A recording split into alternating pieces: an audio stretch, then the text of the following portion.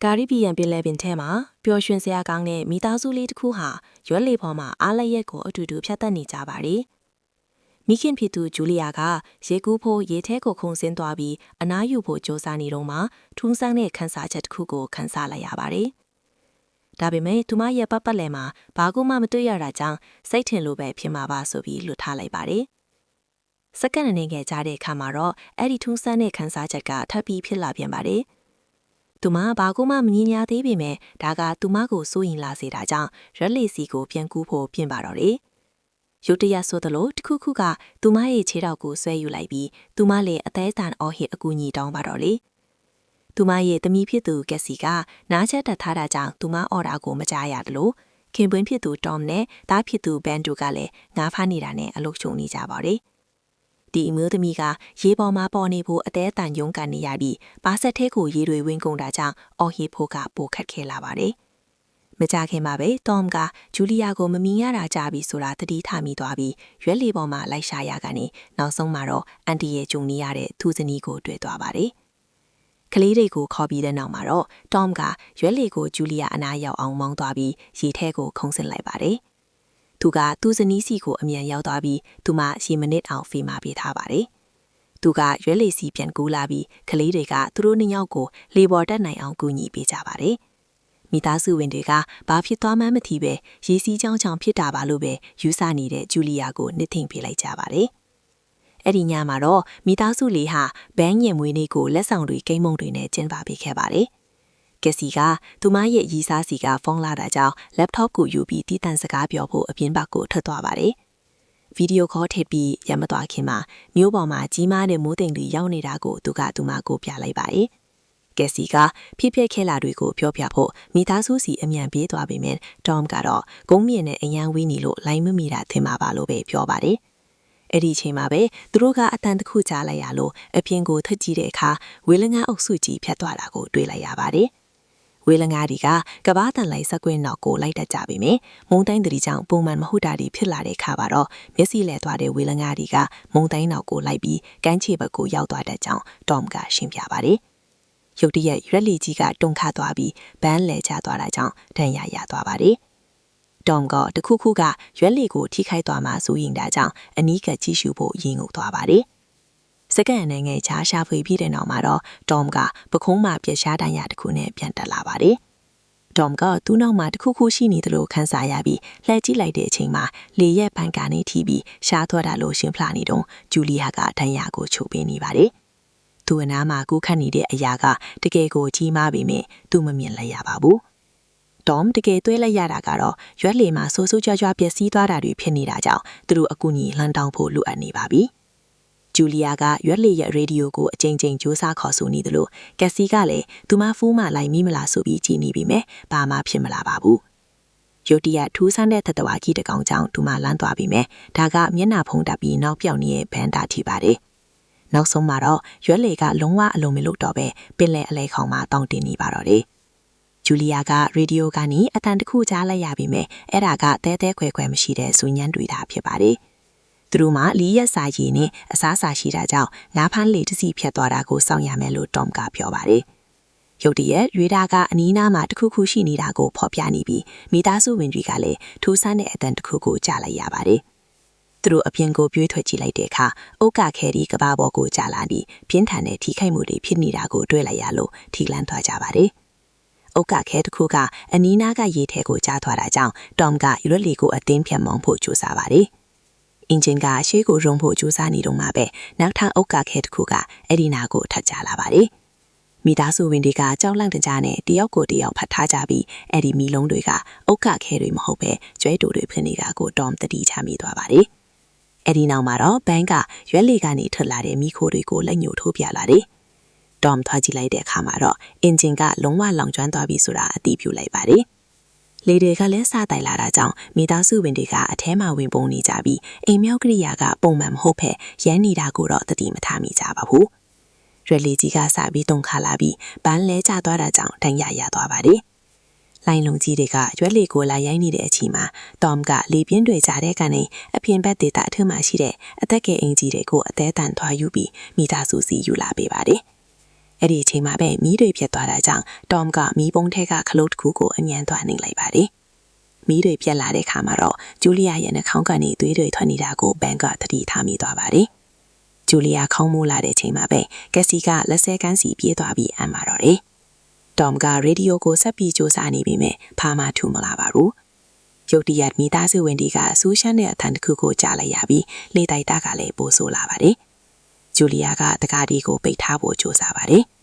ဒါပေမဲ့အမိုးတကားကပွင့်သွားပြီးမကြခင်မှာပဲလေပြင်းတွေကြောင့်ပြတင်းဖွေတွေခွဲထွက်ကုန်ပါတယ်မောင်းအတီးကြမသွားခင်မှာဒေါမ်ကအချက်ပြာမီကိုထုံလိုက်ပါတယ်နောက်တနေ့မနက်မှာတော့မိသားစုဝင်တွေနိုးလာကြပြီးရွက်လေကအတော်လေးပျက်စီးသွားပေမဲ့မုံတိုင်းတိုင်ကနေသူတို့လွတ်မြောက်ခဲ့လာကိုသိလိုက်ရလို့အံ့တော်ကြပါတယ်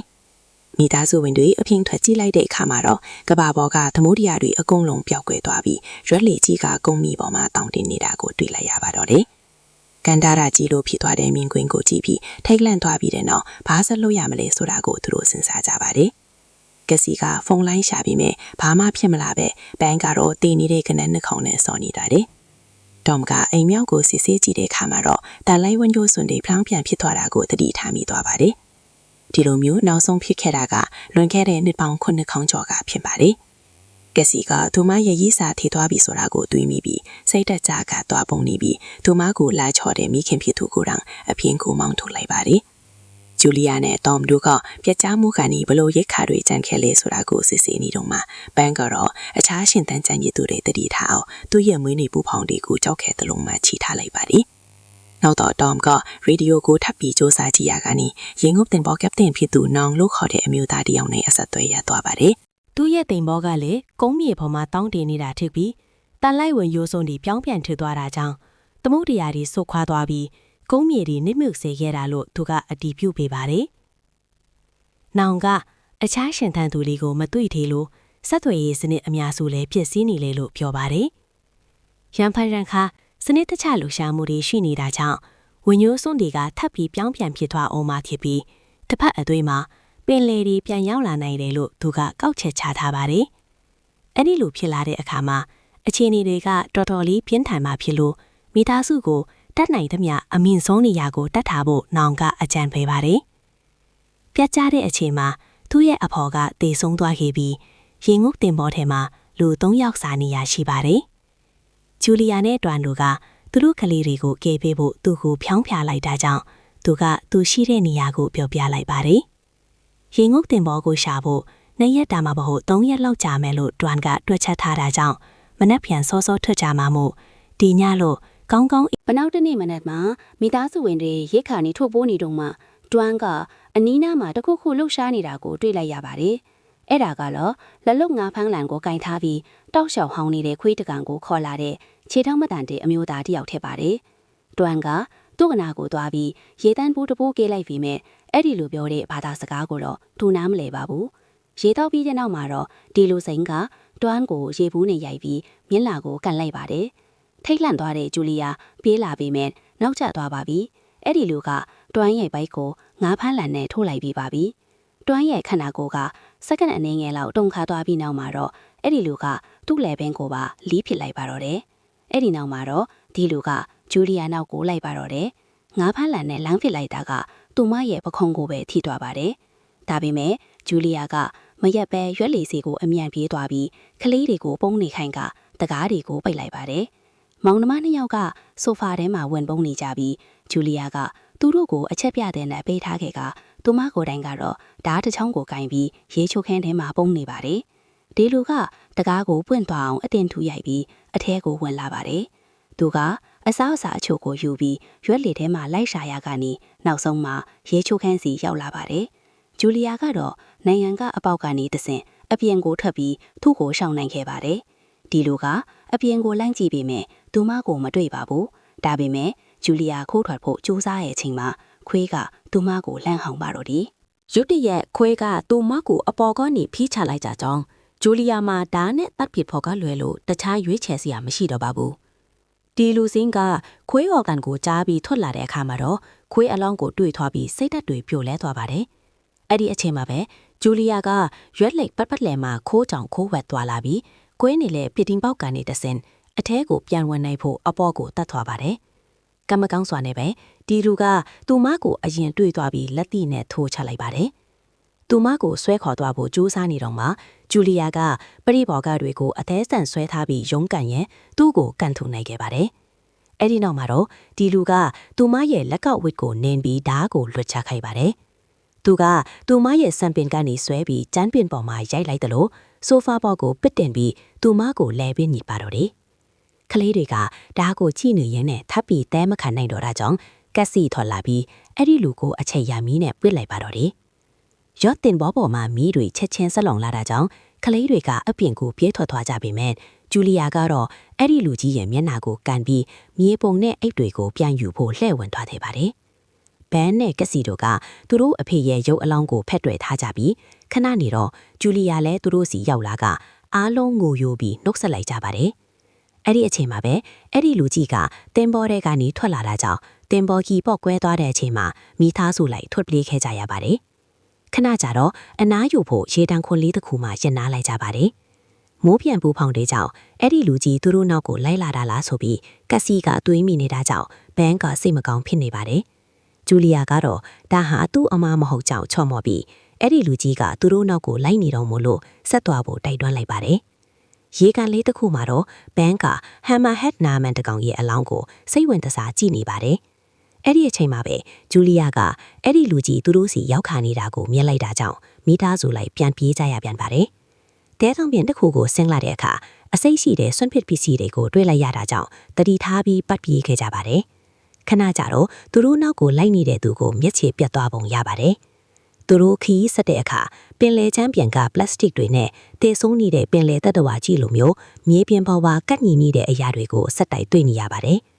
ဘန်ကနေခွေးလာတဲ့အခါမှာတော့သူရေသက်တော်တော်လေးခန်းချုံနေပြီဆိုတာကိုဂျူလီယာသတိထားမိသွားပြီးအနားယူဖို့ရှက်လိုက်ပါတယ်။စိတ်ပြက်စရာကောင်းတာကရေဘူးထဲမှာရေကကုန်တလောက်ဖက်နေပြီးကက်စီကသူမရေဘူးအဖုံကိုတေချာမပိတ်ခဲ့မိဘူးဆိုတာသိသွားပါတယ်။ဂျူလီယာကကက်စီရဲ့ပေါ့စာမှုကိုစူပူလိုက်ပေမဲ့ကက်စီကတော့ဘယ်လိုပဲဖြစ်ဖြစ်သူတို့အသက်ရှင်မှာမဟုတ်တဲ့အတွက်ဒါတွေကအရေးမကြီးတော့ဘူးလို့ပြန်ပြောပါတယ်။နေတဲ့အိမ်သားခွဲတစ်ခုကိုတွေ့ပြီးဘန်အဲ့ဒီမှာအပေါ်သွားပါတယ်။သူတို့အနီးအနားမှာရင်ငုတ်တင်းဘောကိုညင်နေရပြီးဖြစ်ပေမဲ့အဲ့ဒီစီရောက်ဖို့ကြောက်ဆောင်ကြီးတွေကိုဖျက်ရအောင်ပါ။သူတို့သွားနေတော့မှပဲနိုင်ငံတွေတုန်ခါလာပြီးကြောက်တုံးတွေပြိုကျလာကြောက်ကြောက်ပြိုမှုကြီးဖြစ်သွားပါတယ်။ဂျူလီယာကကလေးတွေကိုအချိန်မီတွန်းထုတ်ပေးလိုက်ပြီးသူမကတော့ကြောက်တုံးတွေအောင်မပြီးခုံတော့ကိုဆုတ်လိုက်ရပါတယ်။အခုတော့သူတို့เจ้าမှာကြောက်တုံးနိုင်ငံကြီးချသွားပါပြီ။ဂျူလီယာကသူမမပါပဲဆက်သွားဖို့ပြောပြီးမှကက်စီကညင်ဆိုပြီးသူမအမေကိုကြော်တက်လာဖို့တိုက်တွန်းပါတယ်။အော်ဟစ်ညင်ခုန်ပြီးတိုင်တော့မှတော့ဂျူလီယာကကလေးတွေကိုနောက်မှပြန်送မယ်တော့ကတိပေးလိုက်ပါတယ်။ကက်စီကမပြတ်မသားနဲ့ပဲသူမမောင်လေးကိုဆွဲခေါ်သွားပါတယ်။ကလေးတွေကကြောက်ဆောင်တွေကိုဆက်တက်ပြီးရေငုပ်တင်ဘော့စီပြေးသွားတဲ့အခါအပြင်မှာသွေးထွက်တန်ရွတ်ချစ်နေတဲ့နောင်ကိုတွေ့လိုက်ရပါတယ်။သူကသူ့အတွက်တော့ပြီးဆုံးသွားပြီထကြောင်းနဲ့ကလေးတွေကိုရေငုပ်တင်ဘော့ယူသွားဖို့ပြောပါတယ်။နေရာလွတ်တနေရာကြံနေသေးတာကိုသိလိုက်တဲ့ကက်စီကသူမအမိကိုသွားရှာဖို့ပြန်ပြေးသွားပါတယ်။အဲ့ဒီအချိန်မှာပဲဂျူလီယာကကနန်းတွေလာနေတာကိုမြင်ပြီးထိတ်လန့်တကြားနဲ့တင်းနက်ပစ်လိုက်ပါတယ်။သူမအချို့ကိုတတ်နိုင်ခဲ့ပြီမဲ့ကနန်းအုပ်ကြီးကအယမ်းများလွန်းတာကြောင့်အကုန်လုံးကိုမတိုက်ခိုက်နိုင်ပါဘူး။အဲ့ဒီအချိန်မှာပဲကက်စီကနိုင်ငံပေါ်ကနေပေါ်လာပြီးလှလန်းပြေးတာကြောင့်ဂျူလီယာကဒဏ်ရာရထားတဲ့ခြေထောက်နဲ့အစွမ်းကုန်တက်ခဲ့ပါတယ်။ကက်စီရဲ့အကူအညီနဲ့သူမတစ်ဖက်ကိုရောက်သွားပြီးရေငုပ်တင်းဘော့စီကိုအတူတူပြေးကြပါတယ်။ဘန်ကတော့အပေါ်ကနေတေးနပ်ပစ်ပြီးကနန်းတွေကိုအာယုံလွှဲပြနေပါတယ်။ကနန်းတွေကနောင်ရဲ့အလောင်းကိုတွေ့သွားပြီးချက်ချင်းဝိုင်းစားကြပါတော့တယ်။ဂျူလီယာကတေနတ်ကိုယူပြီးကလေးတွေကိုအထင်းဝင်ခိုင်းနေတော့ဆက်ပစ်ပေးချပါတယ်။သူတို့ဘေးကင်းသွားတဲ့ခါမှာတော့ဂျေဆန်ကုန်းသွားပြီးဖြစ်တာကြောင့်တေနတ်ကိုကနန်းတွေစီပစ်ပေါက်လိုက်ပြီးကလေးတွေရှိရာအထဲကိုဝင်လိုက်ပါတယ်။မိသားစုကအပေါက်ကိုတေချာပိတ်လိုက်ပြီးကနန်းတွေရေငုပ်တင်ဘောကိုဝိုင်းထားတာကိုပြတင်းပေါက်ကနေကြည့်နေကြပါတယ်။အဲ့ဒီအချိန်မှာပဲပင်လေးရီတွေပြန့်တက်လာတာကြောင့်သူတို့သုံးယောက်ကထိုင်ခုံတွေမှာအမြန်ထိုင်ခါးပတ်တွေပတ်ပြီးလက်ချင်းခိုင်ခိုင်တွဲလိုက်ကြပါတယ်။